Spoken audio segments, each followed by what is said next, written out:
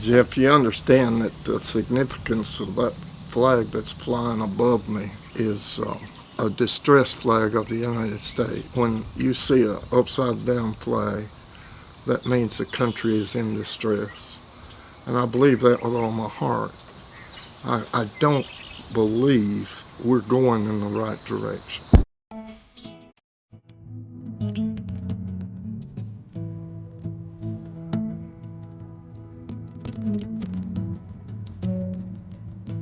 I'm CB, and this is my story. I was born in Athens, Tennessee, 1948, and at the present, I'm 76 years old. And I went to high school at McMinn County High School in Athens, Tennessee. I graduated in 1966 in June. I went to the Marine Corps because I could not afford college. I went to the Marine Corps in boot camp in August of 66. But in 66, when I went into boot camp, I was a young guy and a country guy. I didn't know anything. I was I guess the best thing to call me was a pagan. I did a lot of things that I shouldn't do, and I'm not proud of those now. And I know that the Lord saved me in Vietnam, and He also saved me in college, because I did not do the things that I was supposed to do as a young man, growing up and trying to just make myself good. And after boot camp, I went into, I guess you would call it aviation. And I went to aviation schools in Memphis and learned how to be a mechanic. My first want was to fly. I had that dream for a long time, but I couldn't get there. The earliest memory I have of wanting to fly is when I saw a picture of, I guess I was 2 or 3 years old, and I had a flyer's cap on, and I was squatting down and looking back at my mother. My sisters told me about that, and they showed me that picture, and I've got it in the living room. And that picture reminded me all through my childhood years of wanting to fly. I wanted to fly when I was in high school. I went up to the airport with some friends of mine, and one of them had a pilot's license, and he took me up, and I think that's probably what got me hooked. And so when I graduated from high school, I went to the Marine Corps recruiter, and I told him I wanted to go in the Marine Corps and fly. That was in 1966, in the summer of 66. And as I matured, I don't know if you would use that word, as I grew older, I guess would be better, because I didn't mature very much at 18, 19. So when I got into all my schooling done, I found out that you could not fly helicopters or fixed wing unless you were an officer in the Marine Corps. Now in the Army, you could do that, And so I made a mistake. I didn't investigate it very well. I just wanted to be in the Marine Corps, and so I was. After that, I had training at Camp Pendleton and went just like every other Marine did. I went to Vietnam after Pendleton, and I had 30 days leave before I went, and I trained at Camp Pendleton as a door gunner and a crew chief, and we had gunnery training. We had every kind of training that you would need, electronics, everything. So when I went in January of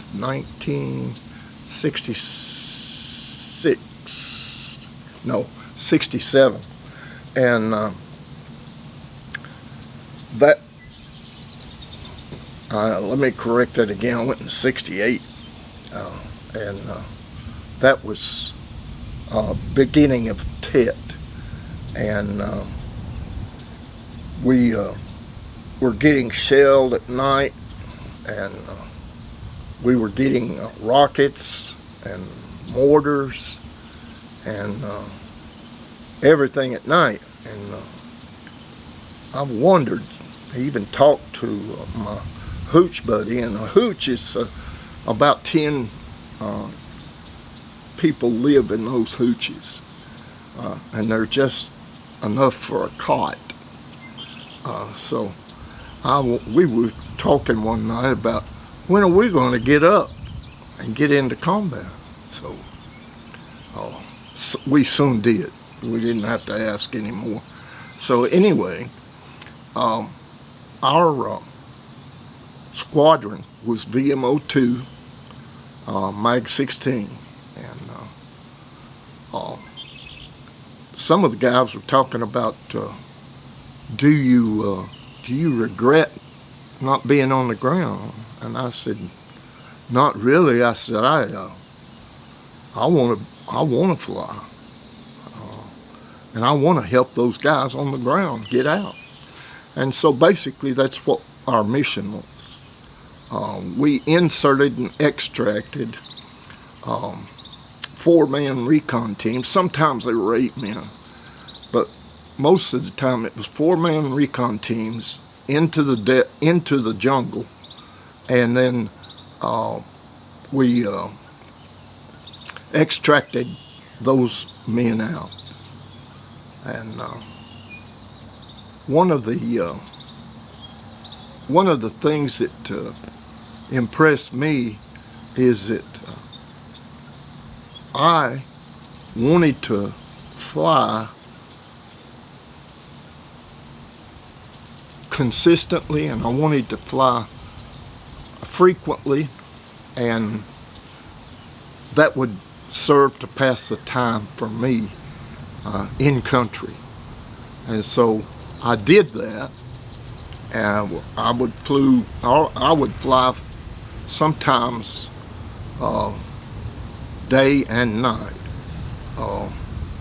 missions, and I ended up with 640 missions, combat missions, and that translated into 36 air medals, and it was 34 regular mission air medals and 2 one-mission air medals. So in all, 36 air medals. That's what it translated into, all those missions.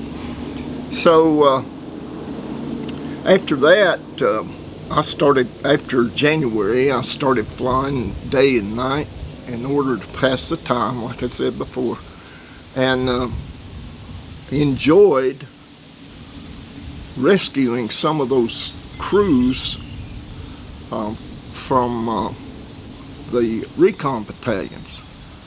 We would go into hot LZs and pick those guys up, and we would bring them out. Some of them would be wounded, but they wouldn't, or they would be wounded, some of them, and it would be satisfying to me to be able to do that.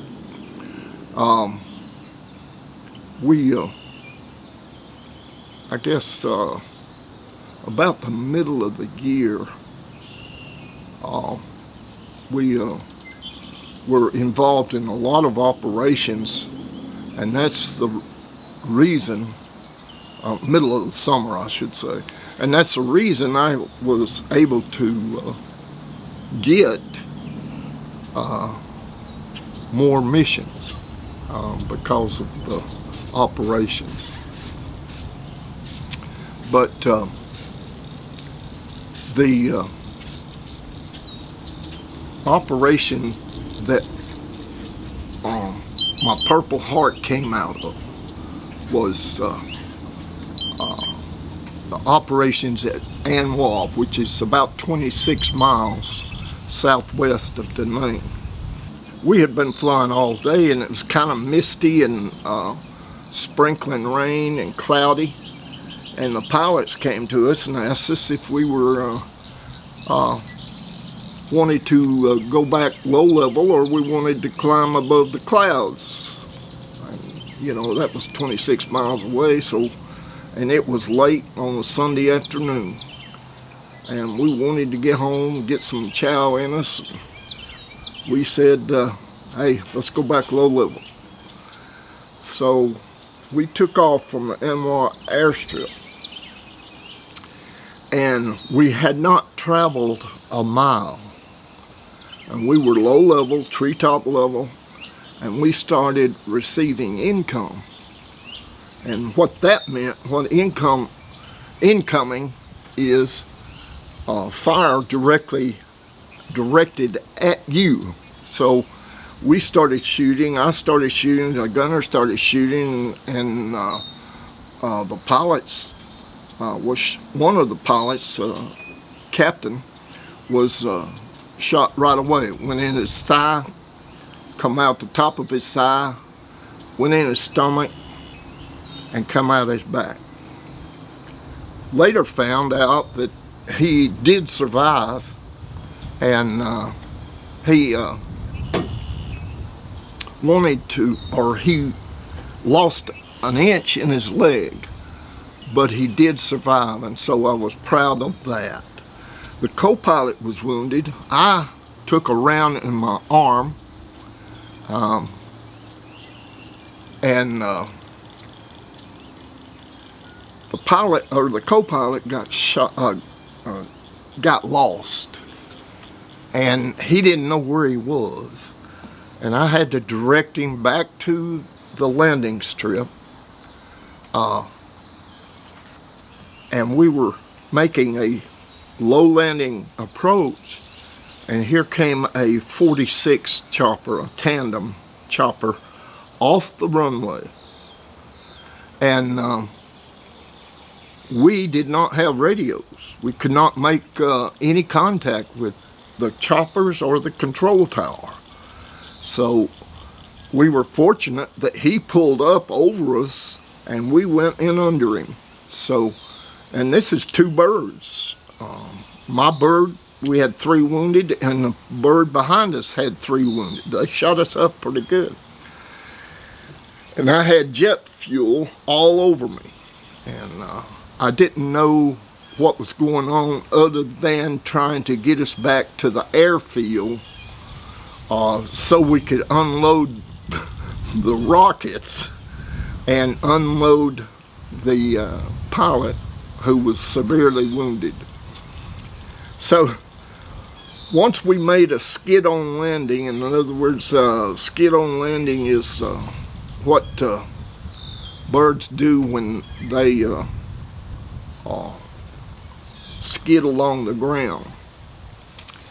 We made a skid-on landing, and we were just fortunate that you know, the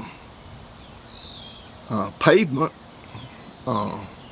it wasn't pavement, it was I forget what those, it was steel, and that's what the approach was, and we made a skid-on landing, and the co-pilot could not shut the aircraft down. He could not. I tried to jettison the rocket pods, and that wouldn't work because of the electricity. I couldn't manually do it.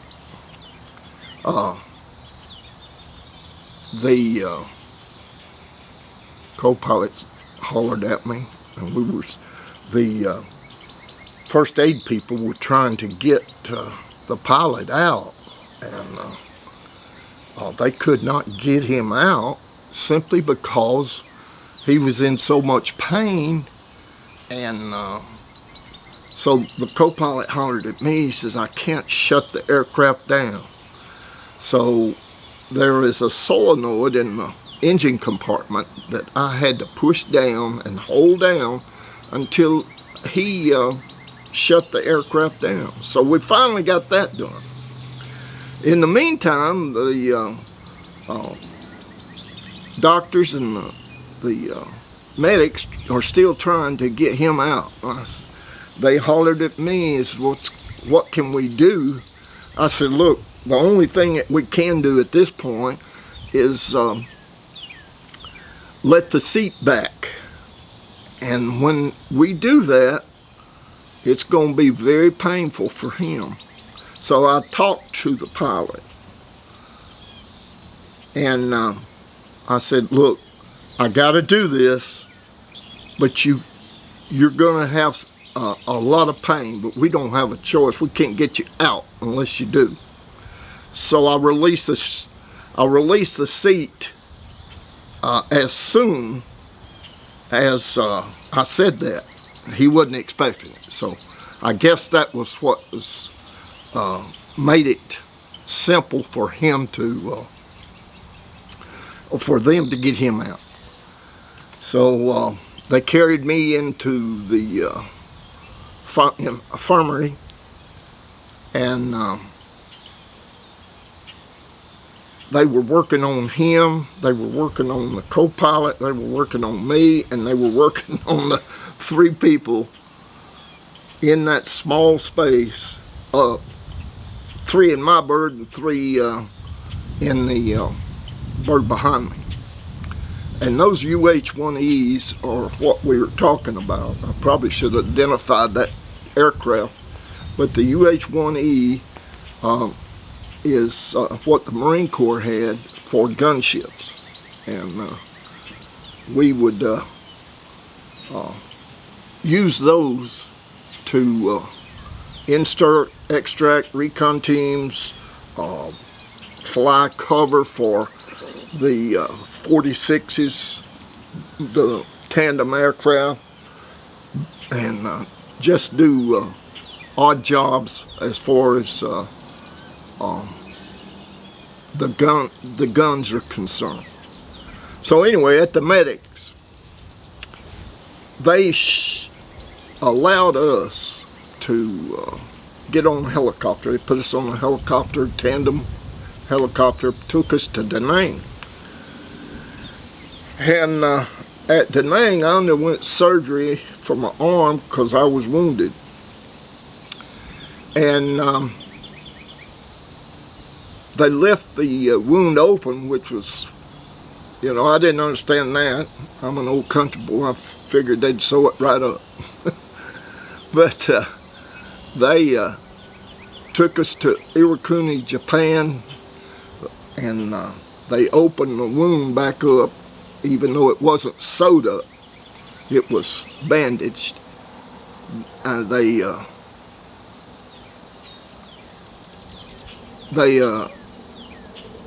cleaned the wound out. That's what they told me anyway. But anyway, they cleaned it out, bandaged it up, and shipped me to Hawaii at a hospital there. I'm trying to think of, it's Tripler Army Hospital, that's what it was, in Hawaii. It was an Army hospital, and those guys really probably saved my arm. They are something else. The Army doctors there at Tripper and the staff and nurses and everything are super. And I knew I spent 6 weeks there before I got any kind of anything to give me hope that I was going to get any liberty. So I had 1 day of liberty before I went home, and I went to Waikiki and enjoyed that. But the next day I left for California. I spent probably 10 hours in California, and they shipped me to Memphis. I spent another 6 weeks in Memphis. Before we go on, can you take me back to your experience at Camp Pendleton?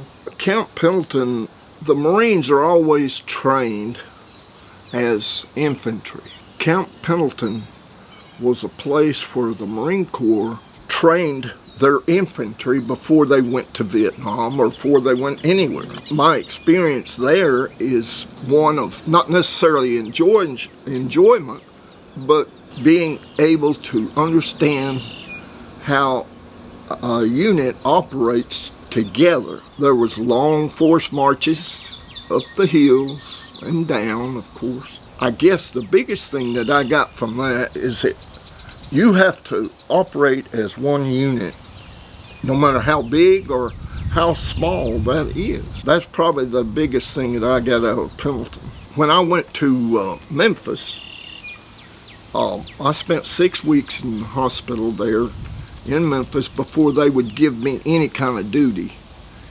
rehabbing and things like that. So at the end of that 6 weeks, they moved me to temporary active duty. I'm driving the guard truck 2 o'clock in the morning, and I fall asleep. I hit a Volkswagen, and that was the end of my guard duty. So that was probably the funniest thing that happened in my rehab.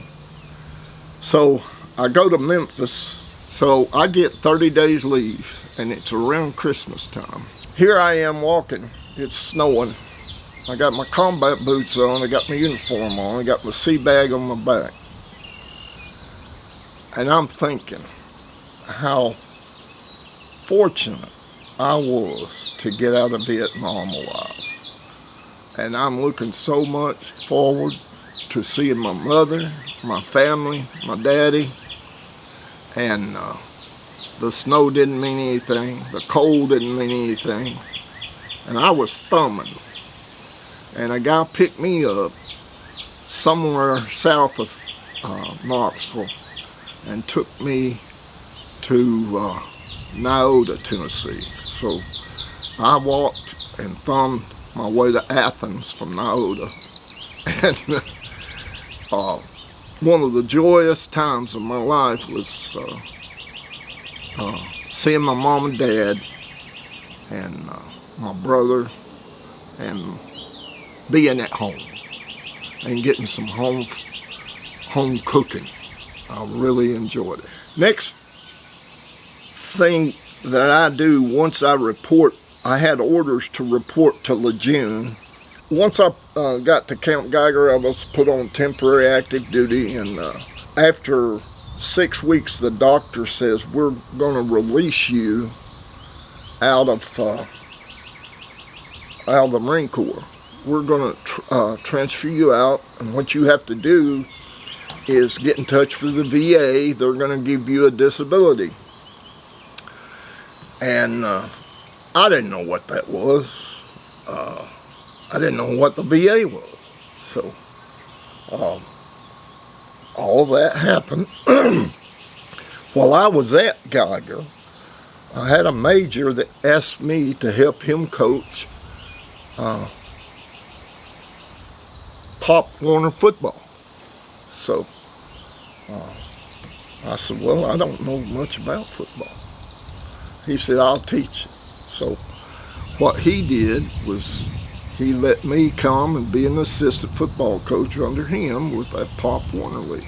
This is while I'm still in the service. We only lost one game. And I love coaching those kids and seeing them run around and do what we had taught them. That made me think a little bit about coaching. So I'm in rehab. I'm still taking rehab for my arm and I had to wear a brace on my hand for a number of weeks. It came to a point where the Marine Corps was going to dismiss me and give me an honorable discharge and a medical discharge. They do that. Now, I got to go into the commanding officer, who is also my head coach, and I got to tell him that I'm leaving. Now, in the meantime, I started playing football for him because he was the quarterback of our camp team. I was catching passes from him, one of his best receivers. I had to go in there and tell him I'm leaving. That didn't go over too well with him. Well, you don't need to get out. There's nothing wrong with you. And that's what he told me. I said, yes, sir. He said, I said, I'm going to college. And I'm going to play football in college. I told him that I appreciated him and all that I'd learned. He was not real glad that I was leaving. I really wasn't glad that I was leaving, but I knew I had for me to get into college at that time. This was probably November of 16. So this is 18 months after you went into Camp Pendleton. Yeah. So your military's career was actually pretty short. Yes. Well, from the time you went in till the time you got injured. No, 3 years, 9 months, and 3 days. But when you were injured, did you ever go back to the battlefield, or was that? No, never went back. Unbeknownst to me, the co-pilot and the pilot recommended me for the Silver Star, and of course I got a Purple Heart. I didn't know this until about a week before I got out of the Marine Corps, and he said, or the major that I played football with and that I coached with, pinned the Silver Star on me. I was in Vietnam for about 6 months, and we were flying a mission out of Marble Mountain. We did not know where we were going until the pilots told us about 15 minutes before we got there. And this was a battle that we didn't know it at the time, but we were going to an army base, a fire base, close to the Laotian border. There's a little place called, a fire base called Cam Duc. And when we got there, we were circling, and they were telling us over the radios what we were up against. They told us there was 2,500 North Vietnamese soldiers that had them surrounded. The Army was flying 106 howitzers in, the big guns, and we were supposed to fly cover for them coming in, and that's exactly what we did. It was so late in the day that we had to spend the night, so we landed, shut our birds down, covered them up like we were supposed to, do all that we were supposed to do. We grabbed our machine guns and took them with us because they assigned us where to be in the trenches around the compound. And about that that night, we were playing cards and drinking a little bit, and we were there with 2 or 3 Australian officers and some Army enlisted men. So we were playing cards till about 1 or 2 o'clock in the morning, And of course we had pretty good food and we enjoyed that. We said, well, we're going to go to bed. We went to our racks. About 45 minutes later, I was almost asleep, and all of a sudden we were taking mortars. And we were having incoming to come into the whole area. And we were instructed that if we have anything happen during the night, where we were going to be. So what position that we would be in. So we did that. We ran out of the tents, and when I say we, I'm talking about our officers, our enlisted men, which was me and the door gunner and the crew chief and the door gunner in Hisburg. So there's two different sets of crews. So we get in the trench, and I look down, and I don't have my boots. So I asked Norsworthy, who's crew chief friend, and we were hooch mates. I asked him to go get my boots, and he did. And while he was gone, it was a matter of minutes, one, maybe two, or 1.5, it didn't matter. We started receiving another round of incoming, and he almost got blown away getting my boots. And so I felt bad about that, but at the time, we just laughed about it. So we stayed in the trenches till sunup.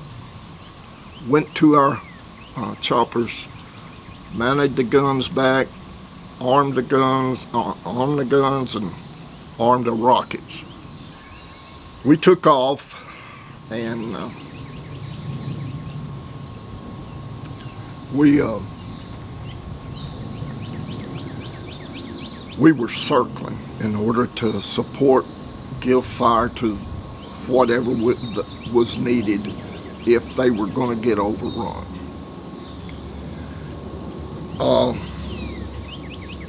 Our mission was to support the Army, and we supported those groups coming in and out if they took fire. It was about noon, and our pilots got word that they were released, and we could go back to Marble Mountain. So as we were released, there was 2 or 3 Chinook helicopters that were pulled out with men above on them. So they were abandoning the firebase, and we didn't find out till we started to leave. Well, the problem I had with that, and I've thought about it many times, was that firebase was supported by not only Army people and some Australians advisors. Mountain Yards are indigenous people that would fight against the North Vietnamese and the Viet Cong. They were indigenous to Vietnam. They lived in the mountains. That's why they call them Mountain Yards. They lived in the mountains.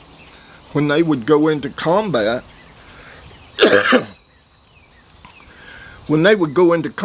they took their families with them. They lived with them and ate with them. And, so this fire base that Cam Duc was fixing was about to be overrun by 2,500 NVA soldiers. And they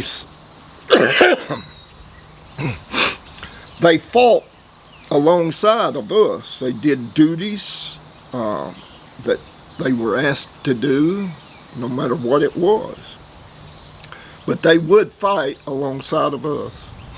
And they would scout and do other things with us. As we were about to leave, I asked the pilots what's going to happen to the Mountaineers. And the reply was, we are not responsible for them. So I found out later that they were overrun, and of course the North Vietnamese slaughtered them, and I have always regretted that. And I found a book that talked about that battle and how our upper echelon officers and men, and this came from Westmoreland, he would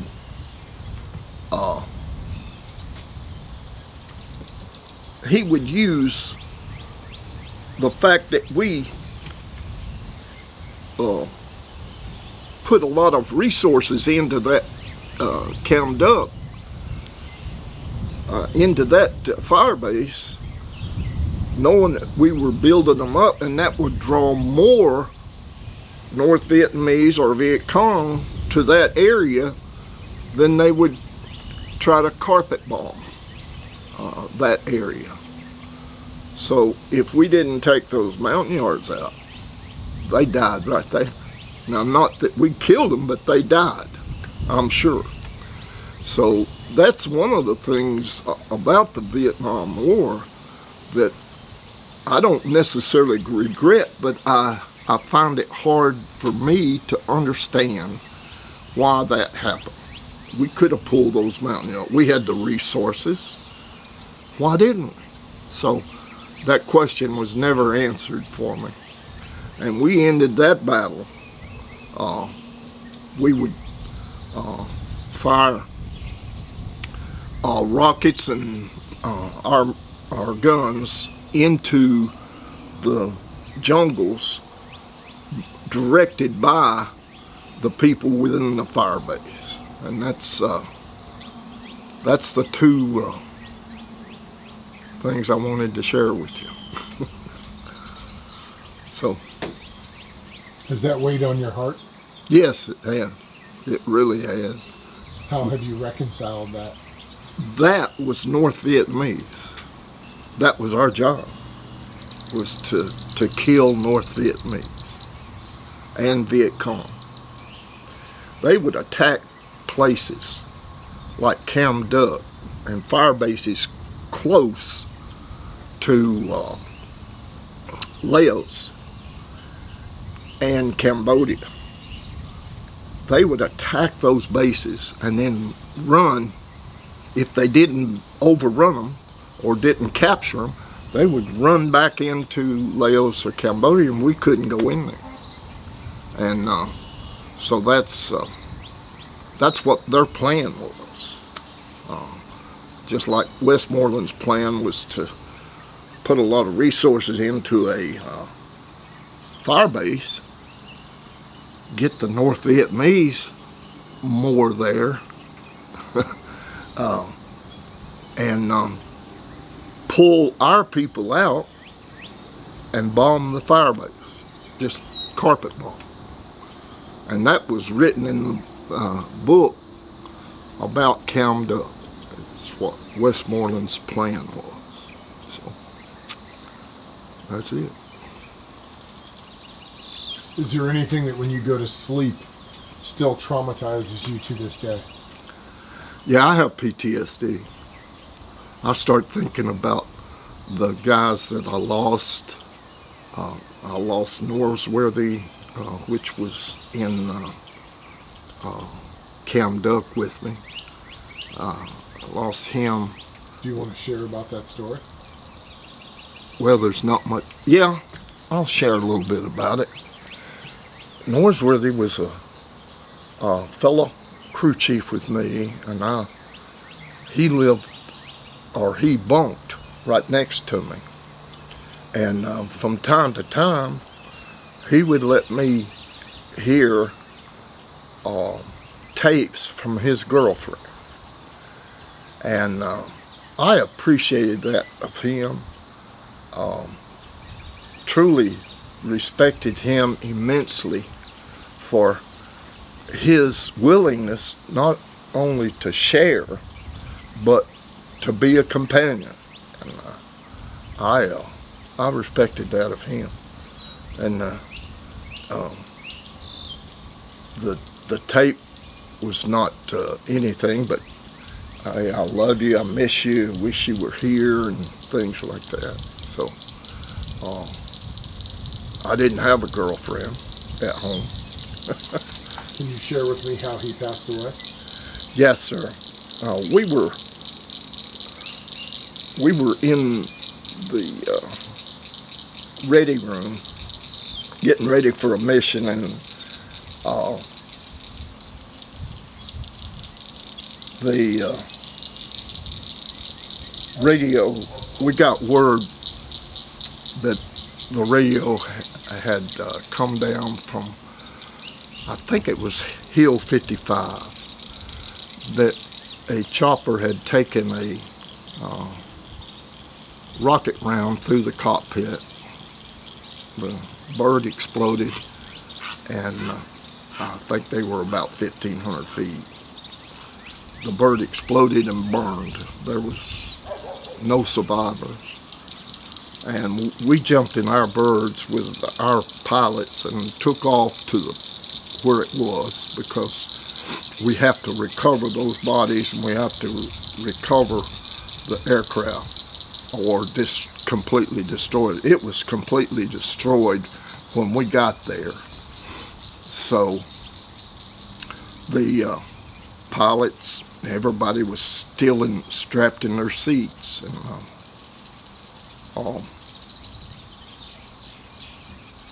we had one crew chief that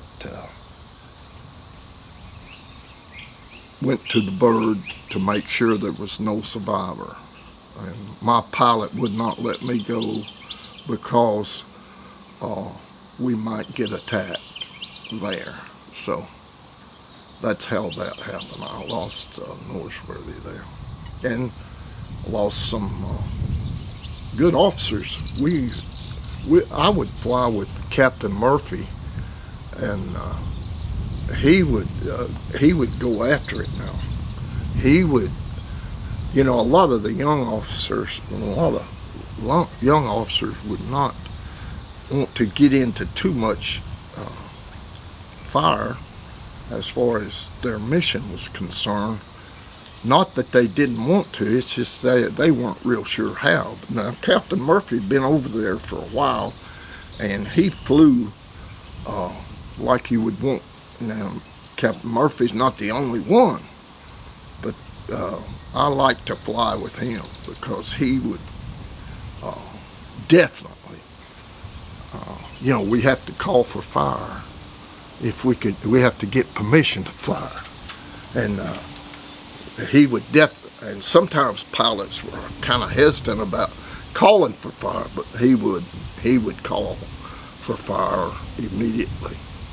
And I can remember flying with him one day, and we saw this guy up on a hill, and he was raking, but there was nothing to rake. He just had a rake in his hand.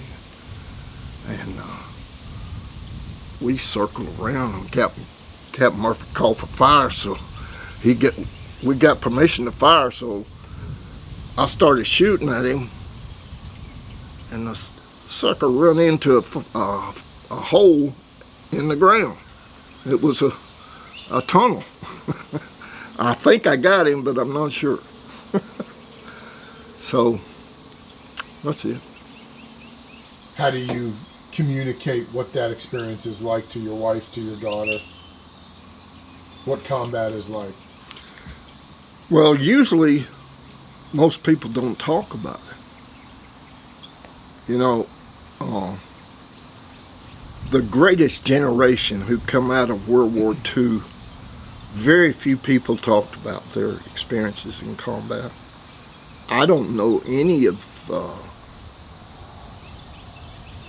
former Marines that would talk about it. They just kind of, and I think that's led to so much PTSD is people, we keep it inside of. This is the first time that I have shared anything with anyone except real close friends.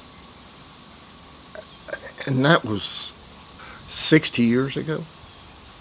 I just didn't want to talk about it. And, you know, you hear people saying they don't want to talk about it. But I think now that I'm older and I've talked to people in the VA, that's a sign of PTSD that you don't want to talk about it. And so I have been able to talk over the last 5 or 6 years about some of my experiences, and I think it has made a difference on justifying why that I didn't want to talk about it.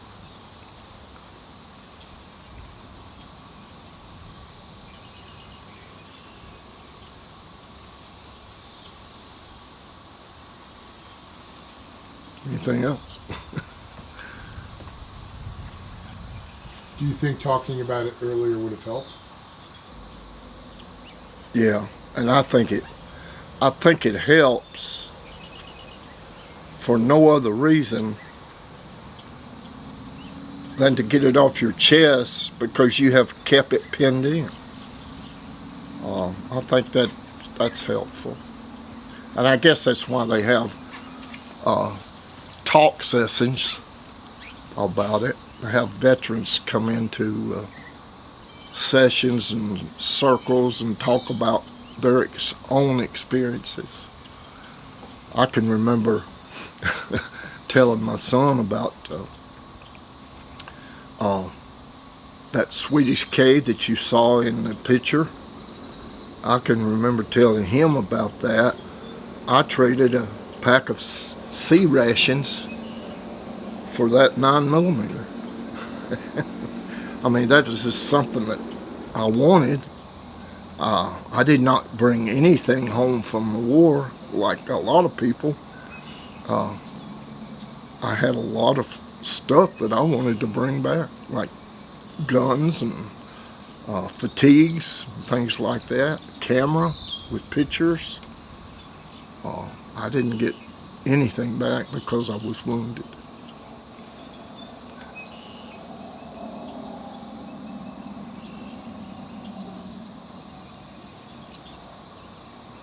Anything else? It's an honor to be here to capture your story. Well, I haven't shared it with anybody else except a few friends and maybe Kim. What do you need to hear? He needs to hear the truth. This is an air medal. It's got 36 air medals for this symbol up here. Purple Heart is for being wounded. The Silver Star is what they gave us that mission at Anwar. This is me in Vietnam, and a guy named John took those pictures for me. This was my platoon in boot camp. That's all right. That stuff's so average. They're not proud of their service, but I am. I'm proud of America. I'm proud of the Marine Corps.